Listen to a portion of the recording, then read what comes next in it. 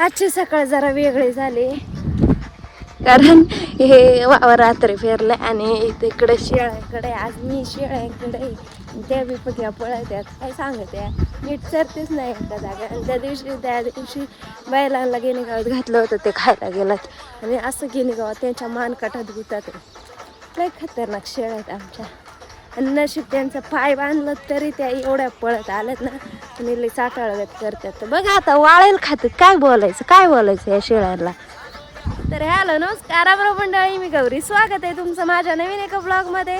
तर आज मी सकाळी यांच्याकडे आले. आज गुरं सोडले ना, आज त्यांना घरीच खायला घातलंय, त्यांना पेंडा खायला घातलाय. त्यांना असं हिरवं प्लस वाळलेलं आवडते ना, त्यामुळे आज त्यांना पेंडा घातलाय. तर चला हे चरतात बघू कसे पळतात का काय करतात. तर चला काय ते अहोभाग्य इथं होता तो इथून इकडं गेला, मला लय जवळ आवाज आला म्हणून मी बघायला आले. तर आमच्या शेळ्या इथं चरतात आणि तो चाललाय. आमचं अहोभाग्य, माझं अहोभाग्य.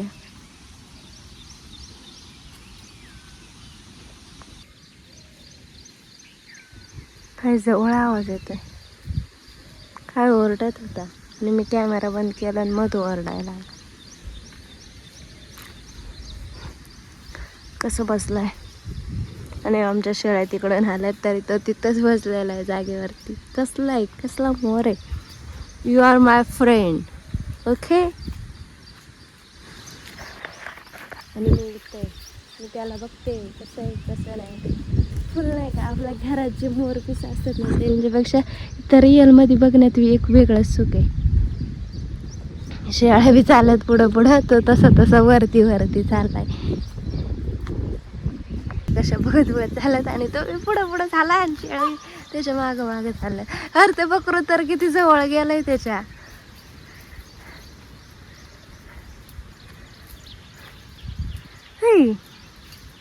फुल जवळ नाही का गेला तो. आणि ह्या वरती चाललाय हरामी शेळ्या. मोराचा पिछा करायचं ठरवलंय काय माहिती. ते बघा ना तो तिकडे चाललाय रे. बिचारा त्याला कुठं जावं कुठं नाही ते कळत नाही.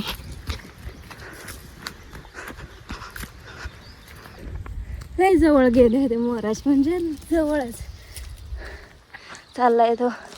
आणि आमच्या ह्या नुसत्या पळतीवरच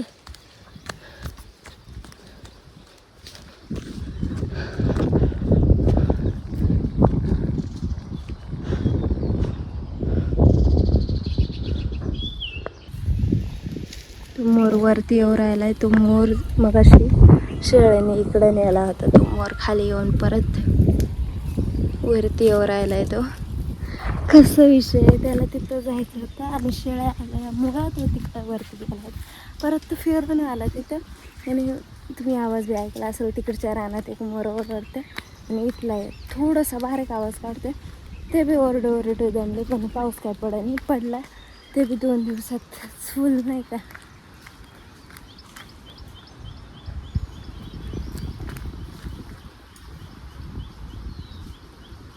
तर चला सरतात यांना बिले पाय फुटलेत. मला तरी वाटते तो मोर नाचतोय तिथं, नाही दिसत पण मला माझ्या डोळ्यांनी दिसला तो. तर ठीक आहेच.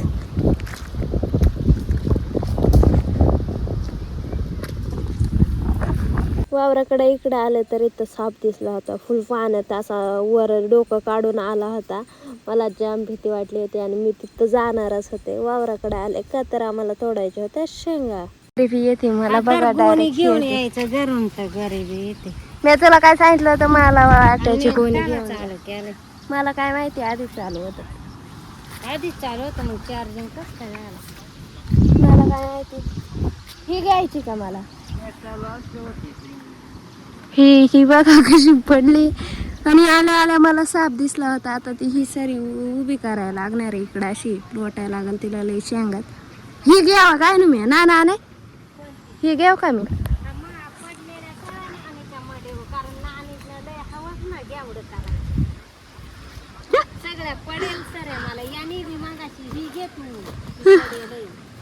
या इकडं आपण ही उभी करू.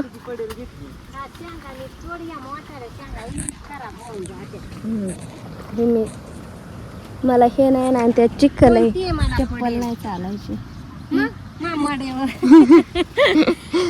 सऱ्यांनी मी आणि त्याच्यात मी डोक्याच दिलंय तुला बार माहिती असं धड राहतील केस लय भारी बांधेल नीट नाही सुटून गेले ते आणि हंटा तरी आणा. इथे यांचा उठण्यावरून चालय, कोण किती टाइम झोपत आहे, कोण नाही, कोण की म्हणत मी 9 वाजता उठ जाणार आहे. नानी म्हणते सकाळी उठल्या उठल्या गिळाय कोणाला लागत आहे, तर एवढ्याच ओढलेल्या आहेत माझ्या शेवटच्या सरीला, एवढ्याच होत्या. सारखा हंडा आणायचा पाणी प्यायला, पाणी नाही घरी. जाऊ का मी? हा जा पटकन 2 हंडे घेऊन, कारण पाणी नाही, घाण पाणी कर पीत. ओके जाते बाई. चप्पल तर घालू दे, बिना चपलीचे मी हे तोडल्यात. विहीर पूर्ण भरलेली आहे, पण तरी आम्ही हंडा घेऊन पाण्याला आलोय. त्याचं रिझन असं की आम्हाला घरी सऱ्या पाडायच्यात वावराच्या तिथं, आणि पाईप लिकेज जात, त्यामुळं मोटर चालू केलं की पाणी तिथं जातं, मग धरता येणार नाही, त्यामुळं 2 दिवस बंद. त्यामुळं आता हंड्याने पाणी वाहते. कसं आहे, डोकं आहे की नाही आम्हाला, कसं स्वच्छ दिसते. आणि मल्चिंग गाडायला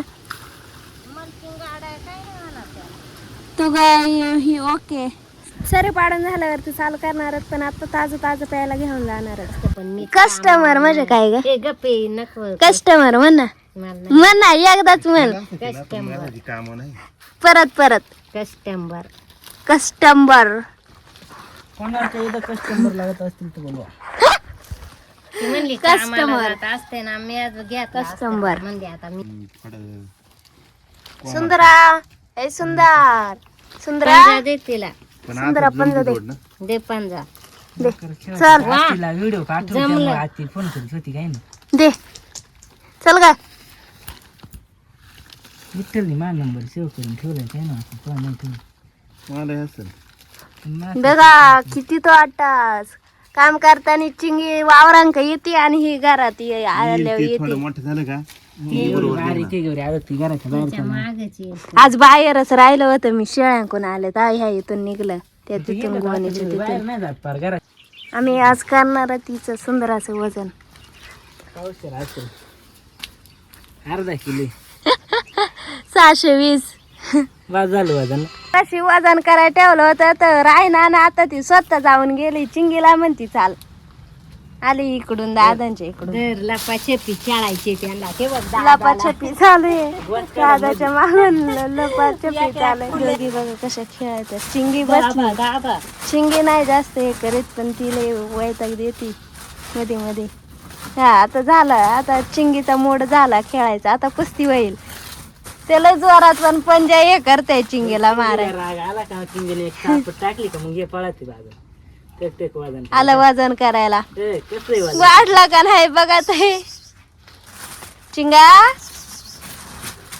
बघा. वजन करेल आता. वर लटकून बघा ते वाढत आहे का नाही, वाढत आहे का नाही. पुढे गेलं मांजरीक. मांजरेला म्हणते चाल वजन करायला, पण ती काही येईनाच. दोन्ही मध्ये सारख्या हो हो, स्टंट स्टंट स्टंट.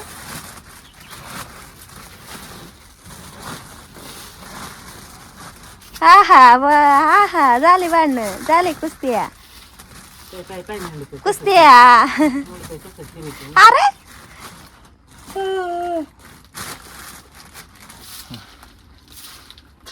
शिंगी घाबरती. तसं जर इथं कोणी नसतं ना, मोकार कुस्त्या झाल्या असते बर का.